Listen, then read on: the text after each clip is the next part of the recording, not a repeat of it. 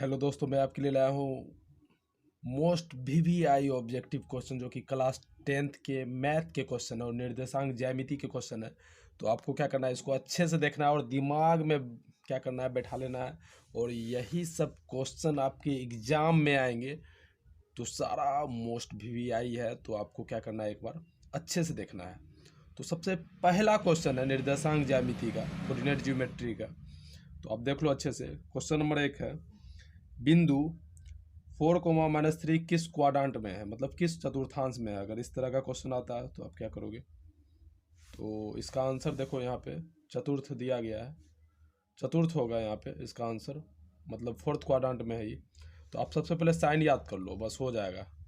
Sign याद कर लो। देखो क्वाड्रांट मतलब क्या होता है, मतलब 4 भाग में जो बांटा जाता है, मतलब एक हॉरिजेंटल लाइन एक वर्टिकल लाइन से हम क्या करते हैं, इसको 4 भागों में जो बांटते हैं वही मेरा क्वाड्रांट हो गया। तो इसका सबसे मतलब इसका चिन्ह जो है इम्पोर्टेंट होता है। तो चिन्ह का क्या रोल है, देखो आप ध्यान समझो कि फर्स्ट क्वाड्रांट में जो होता है दोनों प्लस प्लस होता है, और सेकेंड क्वाड्रांट में होता है एक माइनस एक प्लस, और थर्ड क्वाड्रांट में होता है दोनों माइनस होगा तो थर्ड क्वाड्रांट में जाएगा, और फोर्थ क्वाड्रांट में आता है एक प्लस एक माइनस तो फोर्थ क्वाड्रांट में आएगा। तो आपका क्वेश्चन देख लो कहाँ पे, यहाँ पे क्वेश्चन है, एक प्लस है एक माइनस है। तो प्लस शुरू में है और माइनस बाद में है, तो प्लस माइनस किस में आएगा, यहाँ देखो प्लस माइनस आपका किस में आ गया, फोर्थ क्वाड्रांट में। तो आंसर आ गया फोर्थ क्वाड्रांट में, मतलब आपको टिक करना है फोर्थ क्वाड्रांट में। ठीक, चलिए ये हो गया आपका। अब क्वेश्चन नंबर 2 देखो आप क्या है, बिंदु 6, 4 में कोटि का मान क्या होगा। तो आपको याद रखना है कि शुरू वाला जो होता है वो भुज होता है और सेकेंड वाला जो होता है वो कोटि होता है। ठीक, तो कोटि पूछ रहा था तो कोटि 4 हो गया। फिर पूछ रहा है यहाँ क्वेश्चन नंबर 3 में, बिंदु 2, 3 की मूल बिंदु से दूरी बतावे। तो मूल बिंदु से दूरी का फॉर्मूला आप याद रखो, √x² + y²। एक्स जब कितना है 2 है, तो 2 पे स्क्वायर हो गया प्लस वाई, इसको मान लो वाई। वाई कितना है 3 है, तो 3 पे स्क्वायर। तो यहाँ देखो 2 पे स्क्वायर 2 दूनी 4, 3 का स्क्वायर 3 × 3 9, 9 4 13, 13 का वर्ग नहीं निकलेगा, छोड़ दो इसे, मतलब √13 आंसर होगी क्वेश्चन नंबर 3। तो आप क्वेश्चन नंबर 4 में आ जाओ। क्वेश्चन नंबर 4 में आ जाओ। क्वेश्चन नंबर 4 क्या है, पूछ रहा है, देखो ध्यान समझो क्वेश्चन मैं पढ़ रहा हूँ कि बिंदु ए 8, 10 तथा बी 4, 6 को मिलाने वाला रेखाखंड का मध्य बिंदु का नियामक क्या होगा। मध्य बिंदु का नियामक पूछा है, मतलब मध्य बिंदु का निर्देशांक। तो सबसे पहले आप क्या करो, ए लिख दो 8, 10, ठीक, और बी भी लिख दो 4, 6। तो आपको ये पता होगा ये x1 हो गया, ये x2, आराम से मान लो ये y1 होगा, ये क्या होगा y2। और मध्य बिंदु का जो निर्देशांक का फॉर्मूला होता है ये आप याद कर लो, x1 + x2/2, y1 + y2/2। x1 कितना है 8 + x2 कितना है 4/2, y1 कितना है 10 + y2 कितना है 6/2। 8 से 12, 12 को 2 से भाग करोगे तो 6 आ जाएगा, और 10 और 16, 16 को 2 से भाग करोगे तो 8 आ जाएगा। तो ये आपका मध्य बिंदु का निर्देशांक निकल गया। आंसर जो है 6 और 8 के साथ चला जाएगा, 6, 8। ठीक, आगे आते हैं। और अगला क्वेश्चन आपका ये रहा क्वेश्चन नंबर 5। क्वेश्चन नंबर 5 क्या है, त्रिभुज ABC जिसके शीर्ष A -1, 0, B 5, -2 और C 8, 2 केंद्रक का निर्देशांक निकालना, मतलब केंद्रक का निर्देशांक बताना है। तो केंद्रक का निर्देशांक कैसे बताओगे, ये दिया हुआ है तो यहाँ पे मैं लिख देता हूँ, बी भी मेरा दिया हुआ है 5, -2 और सी भी मेरा दिया हुआ है 8, 2। ये मान लो आप x1 और इसके नीचे वाला x2 मान लो, x3 हो गया नीचे वाला, और इसके x3, और इधर से मान लो y1 y2 और इसके नीचे वाला y3 हो गया। और त्रिभुज का केंद्रक का निर्देशांक होता है x1 + x2 + x3/3, y1 + y2 + y3/3। याद रखना है आपको कि त्रिभुज का केंद्रक का निर्देशांक क्या होगा, ये होगा x1 + x2 + x3/3, y1 + y2 + y3/3। अब फॉर्मूला पे आप सेट कर लो, आराम से हो जाएगा ये। मैं सेट कर रहा हूँ, आप यहाँ देख सकते हो अच्छे से। थोड़ा सा मैं इसको फोल्ड कर रहा हूँ, चलो यहाँ देखो फोल्ड करके इसको समझा रहा हूँ अच्छे से। तो अब देख लो यहाँ पे x1 कितना था, x1 यहाँ पे कितना था -1 प्लस x2 मेरा कितना था 5 था, प्लस x3 कितना था 8/3 कोमा, फिर y1 मेरा 0 था, प्लस y2 मेरा -2 था, प्लस y3 मेरा 2 था बटे 3, -1 प्लस 8 5 कितना हो गया 13 में गया 12/3, और यहाँ देखो प्लस माइनस -2 फिर +2 -2 खत्म 0/3, 3 से भाग करोगे 0 में तो 0 आ गया, एक 4,0, ये आपका आंसर आ गया। मतलब आराम से आप इजीली सॉल्व कर सकते हो, निकाल सकते हो, कोई दिक्कत इसमें है नहीं। और क्वेश्चन नंबर 6 में चलो मैं आ रहा हूँ। क्वेश्चन नंबर 6 क्या बोल रहा है, बीच की दूरी निकालने बोल रहा है। मतलब बिंदु -5,7 और -1,3 के बीच की दूरी बताना है आपको। बीच की दूरी आप कैसे बताओगे, तो पहले ए जो है लिख दो, बी जो है वो भी लिख दो आप। ये आपका x1 हो गया, ये x2 हो गया, ये y1 हो गया, ये y2 हो गया। तो बीच की दूरी का फॉर्मूला होता है √x2 - x1 पे whole square plus y2 - y1 पे होल स्क्वायर। तो x2 कितना हो गया -1, ये माइनस फॉर्मूला का, फिर x1 की जगह -5 1 स्क्वायर प्लस y2 हो गया 3 माइनस y1 7 ब्रैकेट बंद स्क्वायर, -1 क्या हो गया +5 ब्रैकेट बंद स्क्वायर प्लस 3 में 7 नहीं जाएगा, उल्टा घटाएं तो क्या आएगा -4 पे स्क्वायर। अब यहाँ देखो एक -1 हो गया, एक +5 हो गया, चिन्ह अलग अलग हो गया तो घट जाएगा। तो 5 में 1 गया 4, बड़ा का साइन प्लस में तो प्लस ही रहेगा, ब्रैकेट बंद स्क्वायर प्लस -4 पे स्क्वायर, -4 गुना -4 तो प्लस 16 हो जाएगा। 4 पे स्क्वायर है तुम तो 4 को 2 बार गुना 16 प्लस यहाँ 16 कितना हो गया 32, और 32 का वर्गमूल निकाल लो। यहाँ देखो 32 का पूरा तो नहीं निकलेगा, पूर्ण वर्गमूल नहीं निकलेगा, तो आप एलसीएम से निकाल सकते हो। 2 से क्या करो 16, फिर 2 8 16, 2 चौके 8, 2 4, 2 को 2 में से 1 को 2, यहाँ देखो 2 को 2 में से 1 को 2 ले लो, फिर यहाँ देखो 2 को 2 में से फिर 1 को 2 ले लो, ठीक बच गया एक सिंगल बच गया यहाँ पे 2, इसको क्या करो रूट के अंदर ले लो, 2 दूनी 4 √2 आपका आ गया। ठीक है, चलो मैं आता हूँ अब क्वेश्चन नंबर 7 में। बहुत आसान था ये बीच की दूरी का आपको मतलब फार्मूला अगर याद है ना, तो आप क्या कर सकते हो इजीली मतलब बना सकते हो। इसको बनाने में क्या होगा, मतलब आप आराम से बना सकते हो, बनाने में टाइम नहीं लगेगा आपको। क्वेश्चन नंबर 7 क्या है, किसी बिंदु की y एक्स से दूरी उस बिंदु का क्या कहलाता है। तो y एक्स से दूरी बोलेगा ना, तो y एक्स से दूरी कहाँ आएंगे, x के पास आएंगे, तो बोलेंगे हम उसको x निर्देशांक या भुज।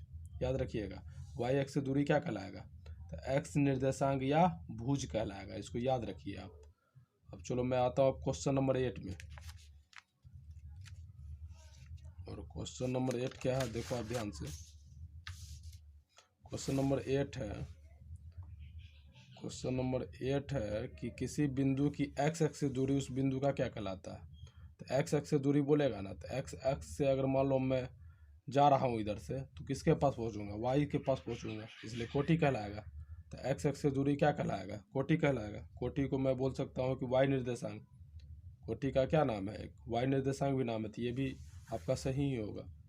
मूल बिंदु का नियामक पूछेगा तो बोलिएगा 0 0। मूल बिंदु मतलब सेंटर पे क्या रहता है 0 0 रहता है, तो मूल बिंदु का मिड पॉइंट का जो निर्देशांक होगा, कोऑर्डिनेट होगा, वो क्या होगा 0 0 होगा, इसलिए आपको याद रखना है। क्वेश्चन नंबर 10 अब देख लो क्या है। क्वेश्चन नंबर 10 में क्या है, त्रिभुज का क्षेत्रफल निकालना है जिसके शीर्ष -4,0 0,3 और 0 0 है। ठीक, तो क्षेत्रफल निकालना है। क्षेत्रफल निकालने के लिए आपको पहले ABC लिख देना होगा। ABC चलो लिख देता हूँ मैं, A -4,0, B हो गया 0,3 और C आपका हो गया यहाँ पे 0,0। ये मान लो x1, नीचे वाला x2, नीचे वाला फिर उसके नीचे x3, y1 y2 और ये रहा y3। और त्रिभुज का क्षेत्रफल आप क्या करो सेट कर दो। तो त्रिभुज का क्षेत्रफल होता है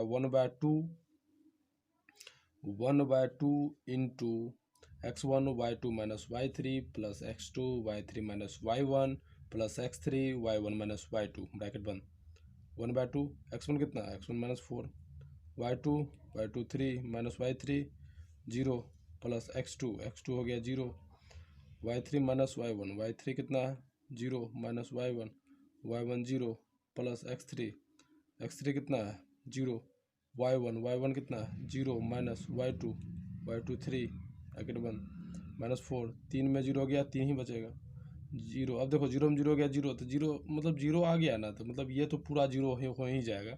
तो आपको इसको लेके नहीं चलना है। अगर आप जल्दी जल्दी में बनाना चाहते हो तो आप इसको क्या करोगे, इग्नोर कर दोगे। हाँ 0 आएगा तो मतलब 0 आ गया शुरू में, मतलब 0 से मल्टीप्लाई करूँगा तो क्या आएगा 0 आएगा, इसलिए इसको छोड़ दो आप, 0 ही आएगा। और यहाँ भी 0 आप देख रहे हो x3 के सामने, तो यहाँ लिखना आगे कोई ज़रूरी है नहीं, लेकिन मैं आपको तो पूरा समझा रहा हूँ अच्छे से, इसलिए मैं यहाँ पे लिख दिया मैं। और यहाँ देखो -3 को 0 से गुना करोगे तो यहाँ भी 0 आ गया। अब यहाँ देखो आगे देखो 1/2 -4 को 3 से मल्टीप्लाई करो कितना आएगा -12। अब ये क्या है, बहुत सारे स्टूडेंट को क्या हो जाता है, यहाँ पे आगे प्रॉब्लम होता है कि सर मैं क्या करूँ। अब यहाँ पे तो मेरा माइनस आ रहा है कि 2 से अगर मान लो कटा रहा हूँ 12 को तो -6 आ रहा है, लेकिन आंसर -6 है नहीं, आंसर +6 है। तो आपको याद रखना है कि त्रिभुज का जो क्षेत्रफल का जो फॉर्मूला होता है, ये आप ब्रैकेट जो दे रहे हो, बिग ब्रैकेट दे रहे हो ना यहाँ, और बिग ब्रैकेट दो या नहीं दो, लेकिन बिग ब्रैकेट दे सकते हो या आप मोड दे सकते हो। मोड का मतलब क्या होता है पता है आपको? मोड का मतलब होता है कि अंदर में अगर माइनस आ जाए तो वो आपका प्लस हो जाता है। मोड का मतलब साइन ये रहता है, साइन -12 है मतलब +12 हो गया। देखो 1/2 इंटू -12 था, मोड का मतलब क्या हुआ, मोड दोनों बगल, ठीक। मतलब एक फार्मूला में मोड लगा रहता है, कोई दिक्कत नहीं। आप यहाँ से भी मोड दोगे तो आपको कोई दिक्कत नहीं है। देखो मोड, यहाँ से भी मैं मोड दे रहा हूँ, लो मोड, ये भी मोड, ठीक। तो यहाँ देखो -12 तो -12 +12 हो गया, इंटू +12, 2 से कटा दो 6 +6, याद रखना है आपको यहाँ पे, ठीक। क्वेश्चन नंबर 10 देख लो आप आराम से कि क्वेश्चन नंबर 10 में क्या बोला गया है। त्रिभुज का परिमाप पूछ रहा है, तो परिमाप नहीं जान रहे हो, तीनों भुजा का योग होता है, तीनों भुजा का योग मतलब जो भी त्रिभुज होता है, जैसे मान लो ये त्रिभुज है, इसका नाम बताओ, तो नाम कुछ भी दे दो, MNO। अब बोला परिमाप निकालने के लिए पेरीमीटर, तो ये भुजा और ये भुजा, तीनों भुजा को जोड़ दो, वही हो गया पेरीमीटर। क्वेश्चन नंबर 11 में क्या है, त्रिभुज की पहली भुजा 10, दूसरी 20, तीसरी 10, तो त्रिभुज का परिमाप बताया। तो त्रिभुज का परिमाप कैसे निकलेगा, तीनों भुजा को जोड़ दो, निकल जाएगा। तो 20 10 30, 30 10 40, निकल गया, ठीक। क्वेश्चन नंबर में आता हूँ अब 12 में, और क्वेश्चन नंबर 12 आपका ये रहा कॉपी पर। और यहाँ देखो क्वेश्चन नंबर 12 क्या है, त्रिभुज की पहली भुजा 20, दूसरी भुजा 40 तथा तीसरी भुजा 10 सेंटीमीटर है, तो त्रिभुज का अर्ध परिमाप बताना है आपको। तो सबसे पहले आप याद रखो कि त्रिभुज का जो अर्ध परिमाप होता है यानी एस होता है, तो एस का फॉर्मूला क्या होता है सर, त्रिभुज का अर्ध परिमाप का फॉर्मूला होता है सर a+b+c/2 सर। तीनों भुजा को जोड़ देंगे सर और उसको 2 से भाग कर देंगे ना, तो सर तो आधा परिमाप निकल जाएगा। तो निकालिए ना, क्या दिक्कत है, निकालिए। 20 जोड़ 40 जोड़ तीसरा भुजा 10/2 जोड़िए 70, 70 को 2 से भाग कीजिए 35 आ गया, आधा परिमाप निकल गया। क्लियर है ना? यस सर, हो गया सर। चलिए ये खत्म हो गया। अब क्वेश्चन नंबर 12 में आ जाओ, आप देखो अच्छे से क्वेश्चन नंबर 12 को समझना अच्छे से। यही सब क्वेश्चन आपके एग्ज़ाम में आने वाले हैं, तो इसलिए आपको अच्छा लगे तो आप बताओ कि हाँ अच्छा लगा या नहीं लगा। कमेंट सेक्शन में क्या करो, कमेंट करो और बताओ अपना अपना कि हाँ कैसा लगा आपको वीडियो, समझ में आया या नहीं आया।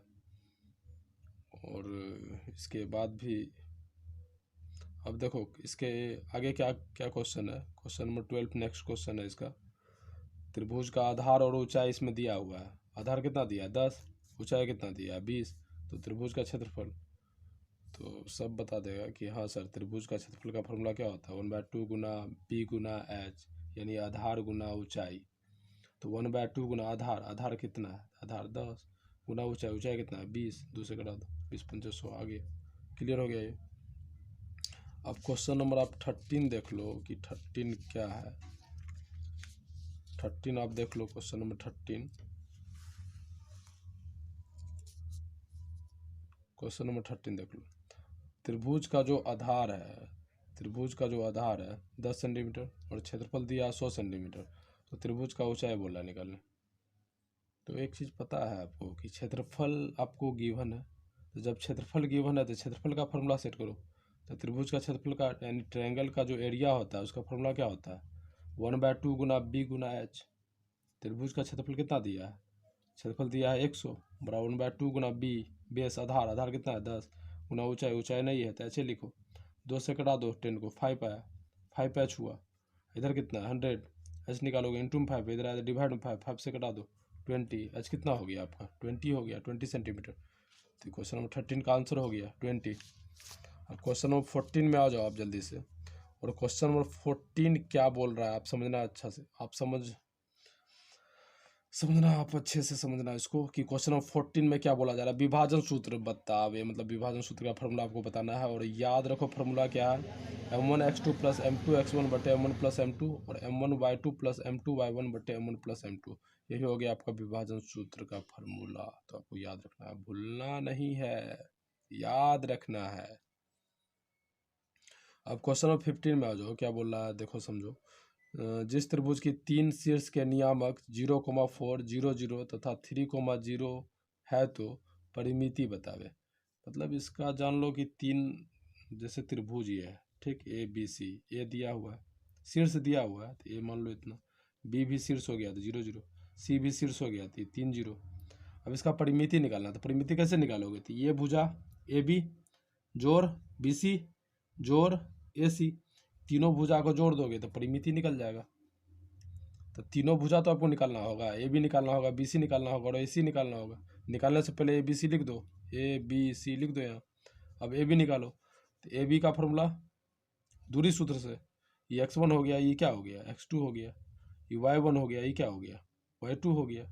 अब बैठाओ आप, ए बी कैसे निकालोगे? तो रूट x2 माइनस x1, तो 0 घटा 0 पे होल स्क्वायर प्लस y2 हुआ तो y2 घटा y1, 0 घटा 4 पे होल स्क्वायर बराबर 0 प्लस -4 पे स्क्वायर, -4 गुना -4 प्लस 16, 16 करूँ 4। फिर यहाँ से आप बी सी निकाल लो, तो बी सी निकालोगे तो फिर दूरी सूत्र, ये हो गया x1, ये हो गया x2, ये y1 हो गया, ये y2 हो गया। तो x2 में x1 घटाते हैं ना, दूरी सूत्र अभी मैंने बताया, मतलब अब पीछे करके देख लो, एक बार पीछे जाके देख लो, बैक में इनवर्स में आप जाओ और देख लो।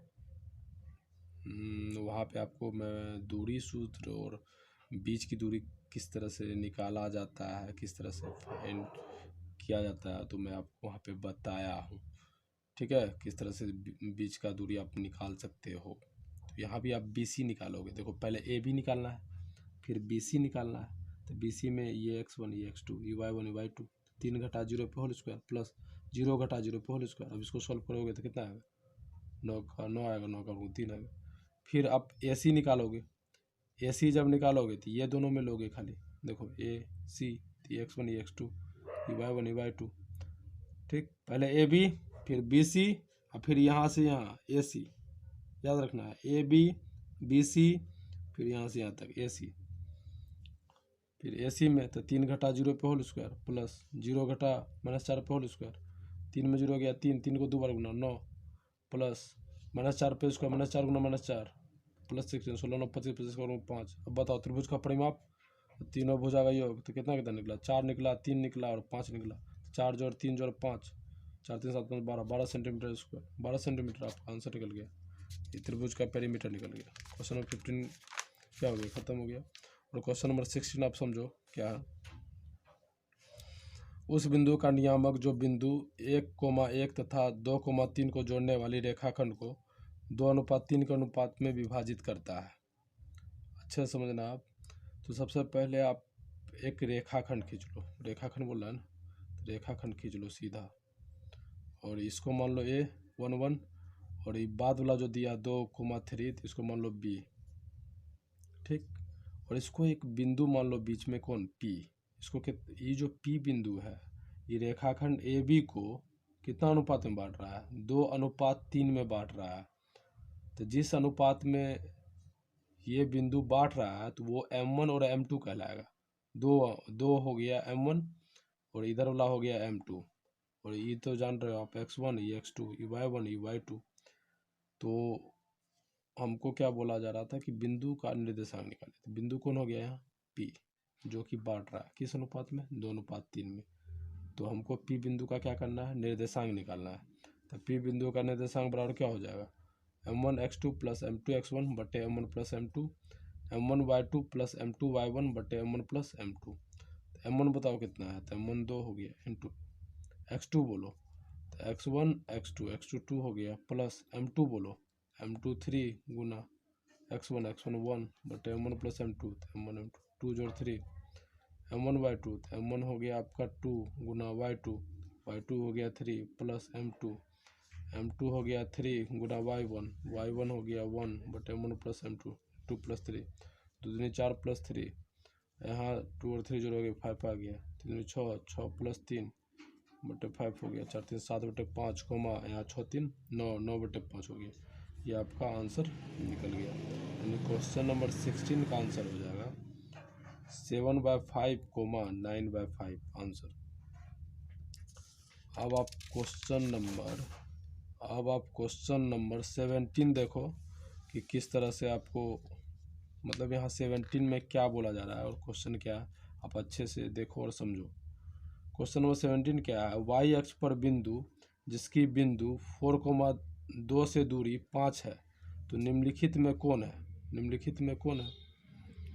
अब समझो आप क्या बोल रहे हैं। वाई अक्ष पर बिंदु, वाई अक्ष पे बिंदु क्या होता है, तो याद करो कि ठीक है, आपको पता है, मतलब वाई अक्ष पर जो बिंदु होता है याद कर लो 0,y, ये याद कर लो आप, वाई अक्ष पर बिंदु 0,y। तो आप ऑप्शन से क्या करो, ऑप्शन से इस क्वेश्चन का आंसर दे सकते हो, लेकिन आपको थोड़ा सा क्या चाहिए, दिमाग लगाना होगा कि वाई अक्ष पे पूछा है तो वाई अक्ष पे क्या होता है पॉइंट, तो वाई अक्ष पे होता है 0y, तो शुरू में 0 रहना चाहिए। अब बताइए 0 किस में है, इसमें तो शुरू में 0 नहीं है, ये नहीं होगा, चलो इसको काट दो। बी देखो, बी इसमें शुरू में 0 है, यानी ये वाई अक्ष पे हो सकता है सर, ये वाला, तो ये बी हो जाएगा आंसर। सी में चेक करो, सी में 0 है ही नहीं, तो ये होगा ही नहीं। डी बताओ, डी में सर 0 है ही नहीं, डी में भी नहीं, ये भी आपका नहीं होगा, ये भी खत्म हो गया।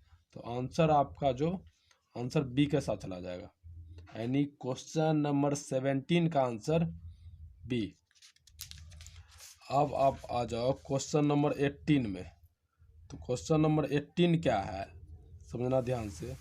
एक्स अक्ष पर बिंदु क्या होता है, तो एक्स अक्ष पे बिंदु होता है x0, याद कर लो, एक्स अक्ष पे बिंदु क्या होता है, तो x0, ठीक। अब क्वेश्चन नंबर 19 क्या है, बिंदुओं 6,-5 एवं -2,11 को जोड़ने वाले रेखाखंड के मध्य बिंदु का नियामक यदि 2,p हो तो p का मान बताइए। अब p का मान बताना, क्या बोला क्वेश्चन, और 2 को बिंदु दिया है, रेखाखंड एक मान लो, रेखाखंड शुरू वाला का नाम a दे दो 6,-5, और दूसरा वाला का नाम दे दो b -2,11, और मध्य बिंदु का नियामक, यानी बीच में मान लो मध्य बिंदु को मान लेते हैं हम p। मध्य बिंदु का निर्देशांक दिया हुआ है, कितना दिया हुआ है, 2p, यहाँ लिख दे तो 2p। देखो जो चीज़ दिया रहता है ना उसका फॉर्मूला हम सेट करते हैं। तो मध्य बिंदु का नियामक आपको दिया गया है, तो मध्य बिंदु का नियामक का फॉर्मूला सेट कीजिए। क्या होता है फॉर्मूला, x1 + x2 बटे 2, y1 + y2 बटे 2। मध्य बिंदु का नियामक कितना है, 2,p, तो 2,p लिख दो, ब्रैकेट बंद, बराबर x1 6 प्लस x2 -2 बंद बटे 2, y1 -5 प्लस y2 11 बटे 2, 6 ± 2 बटे 2, 5 में 11, 11 में 5 गया 6 बटे 2। अब देखो 2,p, 6 में 2 गया 4 बटे 2, तो 2 आया, 2 से कटा दो 3 आया। अब देखो ये पहला वाला को पहला वाला के बराबर, तो 2 के बराबर होगा, तो यहाँ से तो कोई किसी का मान नहीं निकलने वाला है। और यहाँ पे आपको पूछा जा रहा है क्या, क्वेश्चन में क्या बोला जा रहा है कि p का मान बताइए।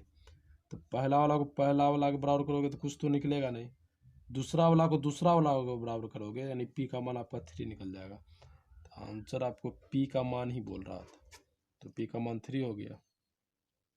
मैं आपको समझा के बता रहा हूँ ना, इसलिए इसमें टाइम लग रहा है, नहीं तो ये सारा जो है ऑब्जेक्टिव है, आप क्या करोगे, फटाफट सेट करोगे और फटाफट बना लोगे।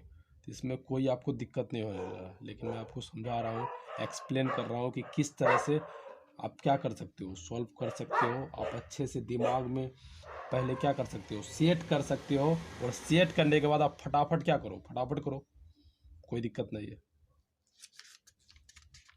और क्वेश्चन नंबर 19 खत्म हो चुका है, और क्वेश्चन नंबर, चलो मैं 20 में पहुंच जाता हूँ। क्वेश्चन नंबर 20, और आप अच्छे से समझो क्वेश्चन नंबर 20।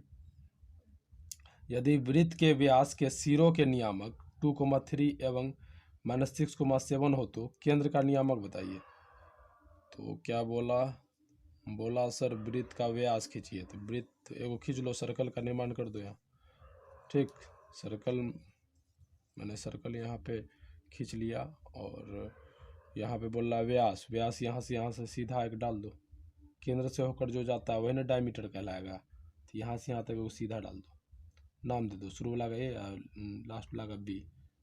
अब बीच वाला आपका सेंटर हो गया, सी डाल दो। तो ए कितना हो गया 2,3, बी कितना हो गया -6,7, ये x1 हो गया, और इधर वाला x2, ये y1, ये y2। तो आपको क्या बोल रहा है निकालने, केंद्र का नियामक। तो केंद्र का यानी मध्य बिंदु का निर्देशांक बोल रहा है निकालने के लिए आपको।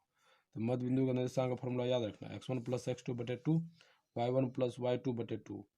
x1 कितना है तो 2 प्लस x2, x2 कितना है -6/2, y1 कितना है 3 प्लस y2 कितना है 7/2, 2 + -6/2, 7 3 10, 10/2, 2 में छो गया -4/2, 2 से कटा दो 5, -2,5। ये आपका आंसर आ गया।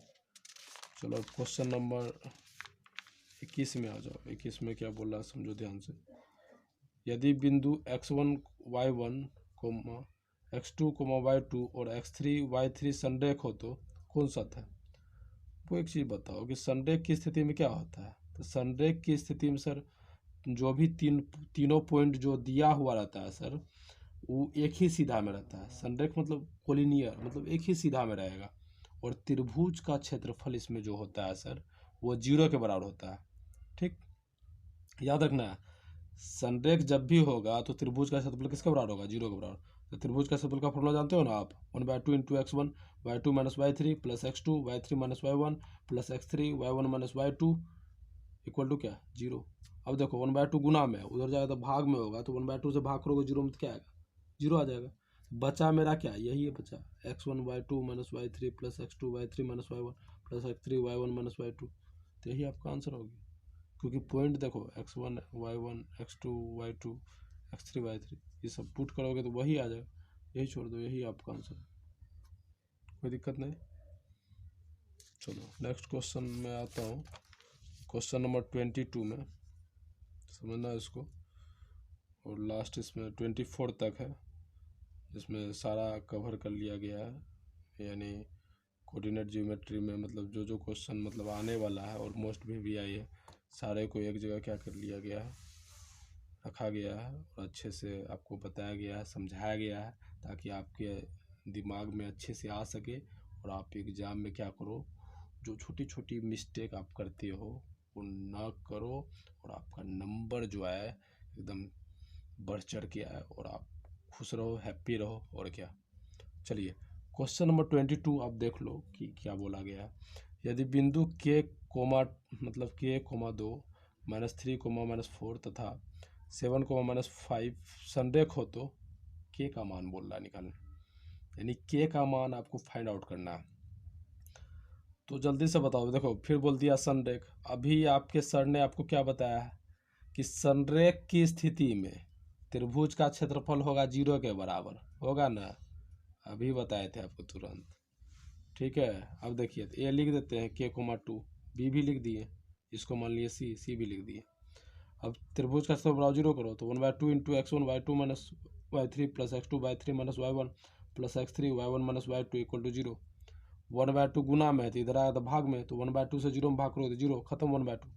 अब x1 कौन है, ये x1 के, y2 सर -4 माइनस फॉर्मूला का y3 -5 plus x2 x1 x2 -3 y3 y1 y2 y3 -5 घटा y1 कितना हो गया तो sir 2 plus x3 7 y1 2 minus y2 -4 y2 देख लो ना, y1 y2 -4 0 माइनस में +5 माइनस प्लस माइनस -3 चिन्ह से मत वही चिन्ह के दोनों को जोड़ दो, +7 2 माइनस में +4 और 0 5 और गया 1 माइनस में +3 से 21 प्लस 4 2 6 6 7 42 जोड़ो +63 उधर गया तो -63 के का मान निकल गया 63 -63।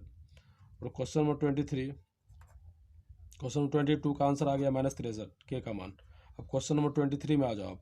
वाई एक्स का समीकरण बोल रहा है, तो वाई एक्स का समीकरण जब भी निकालोगे तो एक्स के रिस्पेक्ट में निकालोगे, मतलब एक्स बराबर 0। वाई एक्स का समीकरण जब भी आपसे पूछेगा तो आपको कहाँ टिक करना है, एक्स बराबर 0 जहाँ दिख जाए उसी पे टिक कर देना है। और अगर एक्स एक्स का समीकरण बोलेगा तो वाई बराबर 0 यहाँ पे आपको टिक करना है। याद हो गया? एक्स एक्स का समीकरण बोलेगा तो क्या करोगे, वाई बराबर 0, और वाई एक्स का समीकरण बोलेगा तो एक्स बराबर 0। That's clear. और यहाँ पे आपका क्या हो गया, ये एंड खत्म हो गया।